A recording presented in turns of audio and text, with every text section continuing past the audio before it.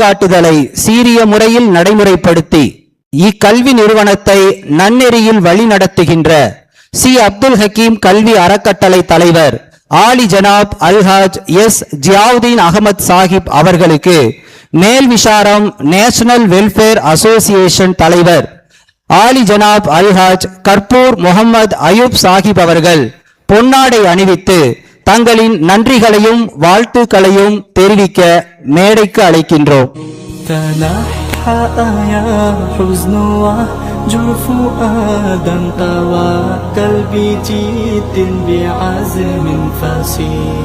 فإني علمت بأنك نجوى ولبس خبيث مضل قبيح اخترت رجل بصوت وخيل فما لكفيل أرض درب صبيح welfare association நிறுவனத்தாருக்கு நன்றி.